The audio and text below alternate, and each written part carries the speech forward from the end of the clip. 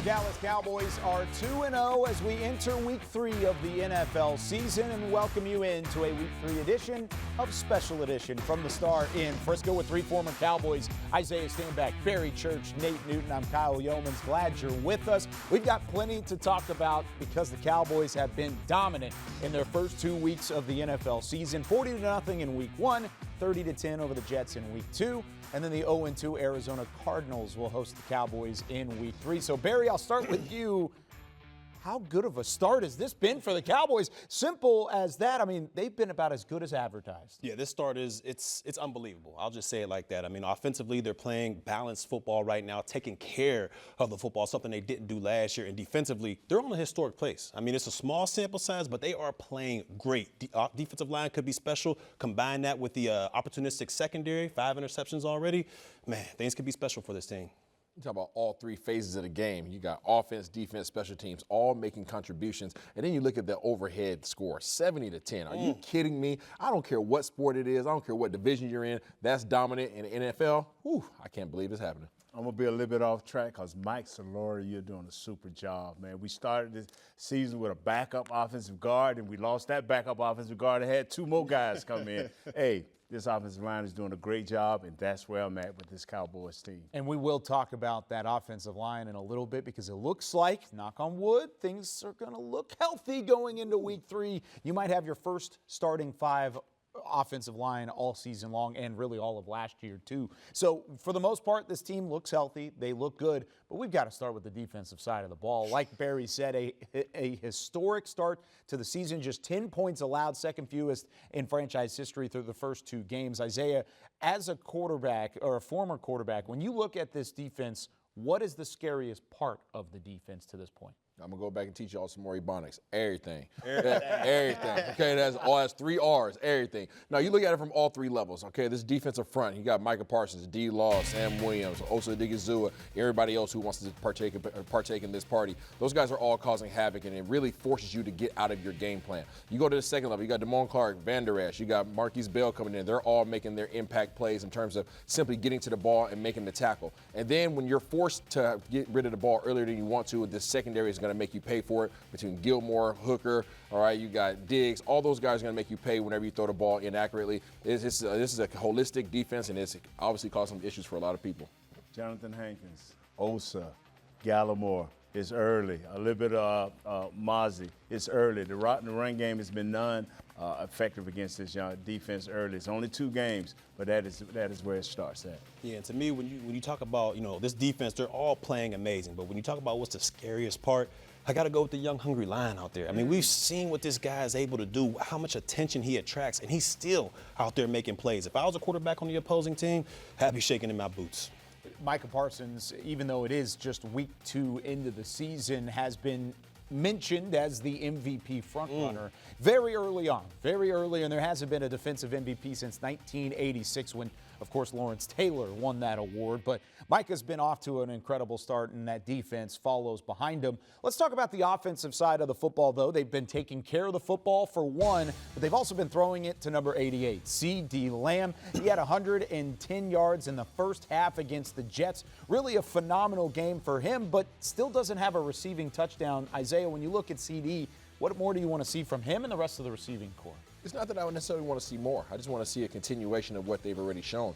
I mean, this offense is predicated on getting the ball to absolutely everybody. And you've seen even last game, almost everybody who touched the field, aside from Mr. Young Brooks, got the ball, and they were able to do something with it. So I think CD needs to continue to catch the ball, be that possession guy, and obviously when Cook shows up, it's going to cause even more problems. Yeah, without a doubt, CeeDee Lamb has stepped up into that number 1 receiving role. I mean, last year it took him all the way to Week 9 to break the century mark. This year he does it after Week 2. And to me, it boils down to 2 things. 1, obviously CeeDee Lamb in the offseason put the work in to become the player he is now. But 2, Mike McCarthy as the play caller has made it his number 1 priority to get his playmaker the ball early and often. And that's something that we didn't see until the tail end of last year. Maturity is that word these guys are talking about. It started last year, around about the middle of the season. He started growing. Isaiah spoke on it. Change your body language. Change how you think about this game. And now it's coming into fruition. This dude is doing a hell of a job. Yeah, he really is. And you can give really all the flowers to all 3 phases of this Cowboys team. Offense, defense, special teams, but also all 3 levels.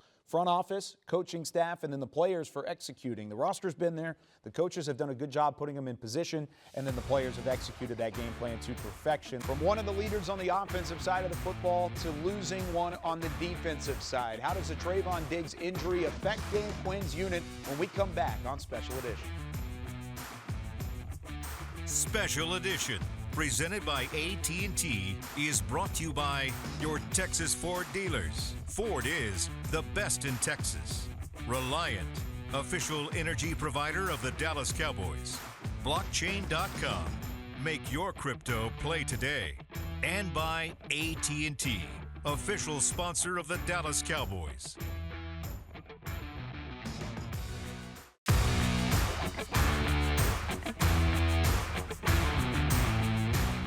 This segment is brought to you by the NFL Fan of the Year, presented by Captain Morgan.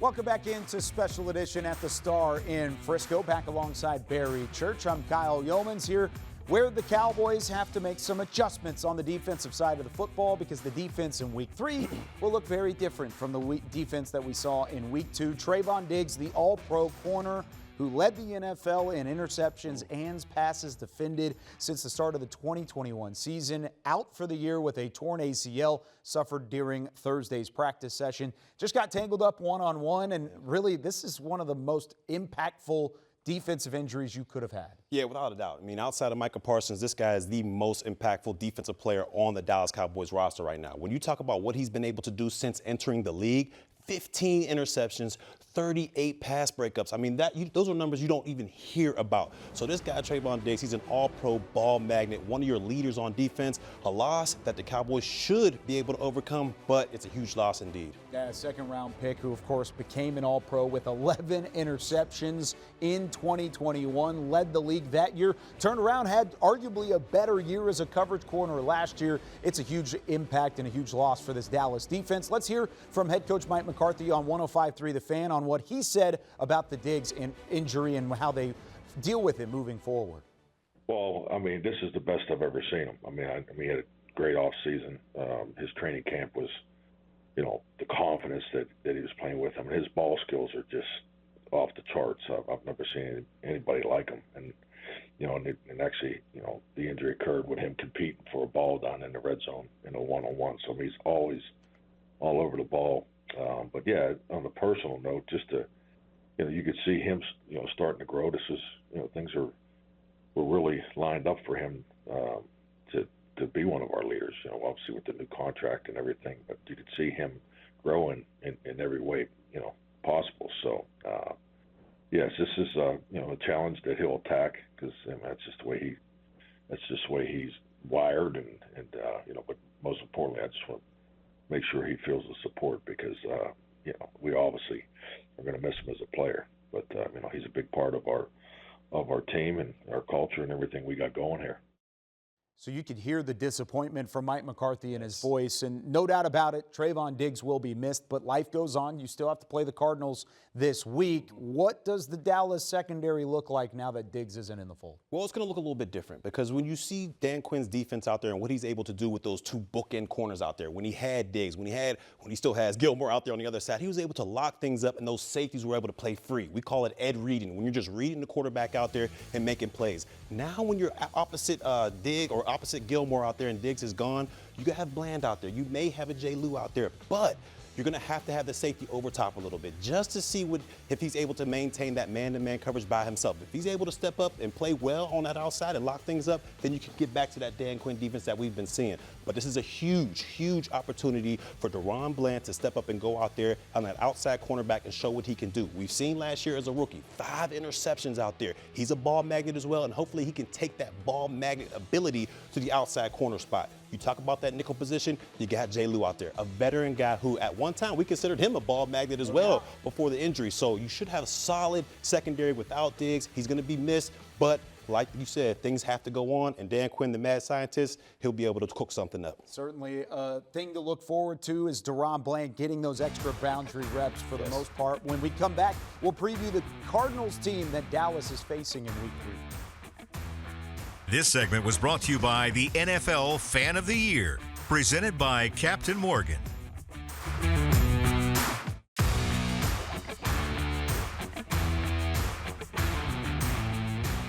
This segment is brought to you by your Texas Ford dealers. Ford is the best in Texas.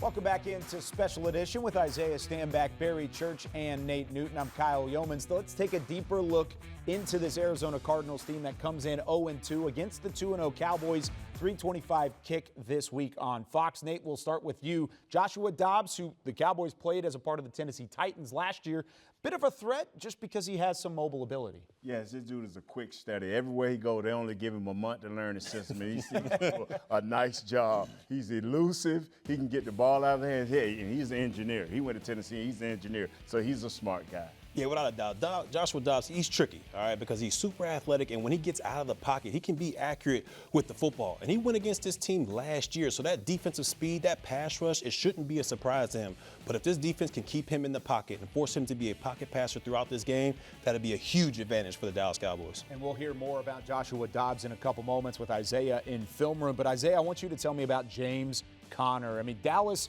has faced James Conner before. He is a tough runner, doesn't do anything uberly athletic, but he just runs through people. He's a hard running back. That's exactly what he is. I mean, I know Barry Church probably has his input on it, but this guy comes downhill on you, right? And he's going to try to run through your face. He's not going to try to avoid you. He has no problem trying to run out of a tackle. With the zone read offense that these guys have is going to make it very difficult because usually when he gets the ball, he has some form of an advantage. Yeah, this is a downside or a downhill runner. I mean, to me, the key to stopping a guy like this is you got to make him go east and west. You got to make him go side to side. If he gets downhill and he gets going, this guy can be a headache to bring down. You know, John Magic would say, boom, boom, boom. He's one of those guys. You know what I'm saying? So, like I said, hey, there's nothing I can add to that. He's just tough, he's rough, and he is the emotional leader of that team. Mm-hmm. Yeah, he definitely is, and he's the one that sets the tone early on, too. Expect him to go to number 6 in the backfield quickly. How tough is this Arizona defense? I mean, sneakily, this is a team that gets after the quarterback a little bit, Barry. Yeah, they will fight you. I mean, they got 9 sacks so far in the season, but the loss to Budda Baker is going to be huge to this defense because when you look at it, he was the Mr. Do Everything. He was the captain, the quarterback of that defense out there, and I've been a part of defenses that lose that key cog, that quarterback of the defense, and it's hard to get things going and back on track. So I expect another big-time day for Dak Prescott and his Cowboys offense. You know, whenever you're missing the Washington Husky, you're going to miss out on the defense. But no, I mean, this defense plays hard, and I think these guys are reminiscent of Dallas Cowboys. They just don't have the personnel. They're gonna heat you up, all right? These guys are going to blitz about 60% of the time. They're going to be in their base defense, and they can get after the quarterback, even in their base fronts. Their backup linebacker, Gardak, has the same amount of sacks as Osa Digizua and as Micah Parsons. So as much as people want to go ahead and move past these guys, you have to put some respect on them for sure. Yeah, they're going to confuse Dak Prescott with different looks, disguised coverages, and they run the second most amount of zone coverage than anybody in the NFL, at least through the first 2 weeks of the season. So that coverage is going to mix up for Dak. He's got to be good on those post-snap reads. But when we come back, let's talk more about Joshua Dobbs and his post-snap reads for Arizona. How is he going to challenge this Cowboys defense when we hit the film on Special Edition after this? This segment was brought to you by your Texas Ford dealers. Ford is the best in Texas.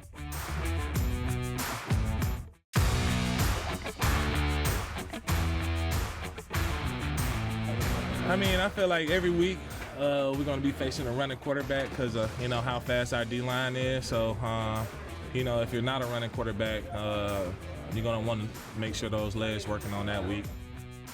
Strong words from DeMarcus Lawrence, presented by Texas Lotto, but he's right. I mean, teams have been pressured with this Dallas front seven really from the get-go because they force everyone to be a running quarterback, but they're going to face another one in Joshua Dobbs this week as we welcome you back in with Isaiah Stanback. I'm Kyle Yeomans. Let's get to the film. Just in case you guys didn't believe us on the segment prior, Joshua Dobbs does present a threat. It's not necessarily the talent level that's scary for Dobbs. It's what he can do from a versatility standpoint. Absolutely. And what they have done is they've done a great job of putting him in a situation that he's very familiar with. And this is very Philadelphia Eagles-ish type of offense. I hate it as well. But guess what? This Joshua Dobbs guy who was only in Tennessee for 1 week prior to facing Dallas Cowboys last year, he caused them problems. And he caused them problems because of his ability to run and his ability to throw on the run. So we're going to go back and take a little bit of peek as to what issues he caused Dallas Cowboys last year. We understand that D-Law and the rest of the boys like to run. They're aggressive,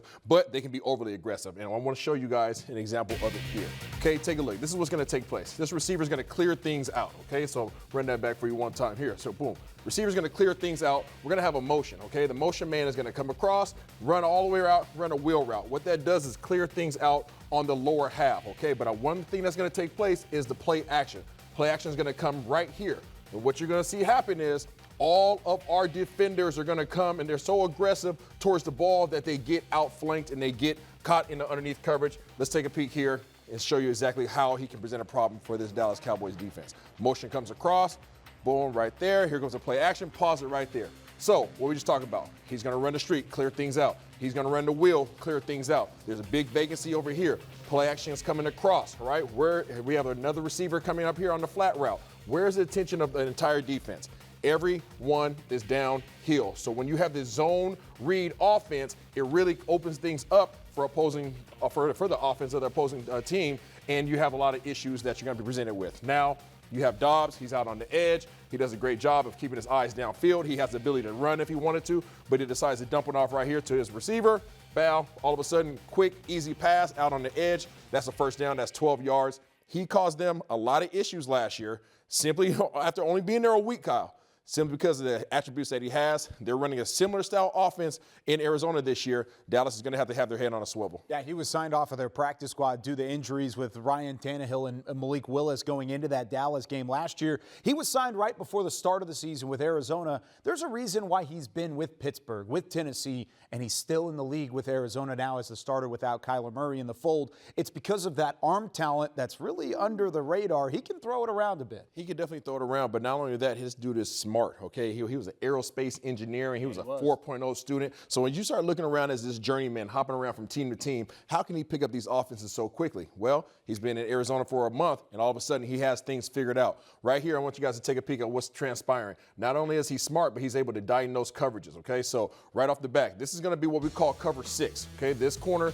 is going to get out. This safety is going to get out. They're playing cover 4 on that half of the field, okay? So on that half of the field, they're playing cover 4. Over here, they're playing cover 2. So he's going to sit. This safety's going to go back to the corner. I mean, to the back half. It can really convolutes things and makes it hard for opposing offenses, and especially quarterbacks, but not this guy right here. I want you guys to go ahead and see the play transpire. Boom. So as the play goes out, he's able to go ahead and run his play action. Okay, it doesn't have an effect at the second level, but let's push pause. We just talked about what the safeties are doing. Okay, so obviously, boom, right here, boom, right here. Taking that quarter. So quarter 4 up there, quarter cover 2 down here. But look what Arizona is doing. They're running different levels, okay? They're really flooding this zone. So he's able to diagnose exactly where this defense is weak at, and he knows that he has a big hole in this portion of the field. Well, most quarterbacks don't have the arm strength, Kyle, to get the ball there, but guess what? Throwing from the opposing hash, almost from your own 50-yard line, he throws an absolute dart across the field, gets it all the way out to the receiver. Boop, Randall Moore does a good job right there, catching the ball. That is the 35-yard strike across the field, which really turns into about a 55-yard strike on a rope. This dude not only has the mental capability, he also has the legs. He also has one heck of a cannon, and Dallas is really going to have to wrangle him up to ensure that he does not expose them like he did last year. Isaiah Stanback breaking down the Cardinals offense and how they could challenge this Dallas defense, especially if they give him time to throw the football. When we come back, that's one key to the game. What are some other ones for this Dallas Cowboys bunch to start 3-0 in 2023?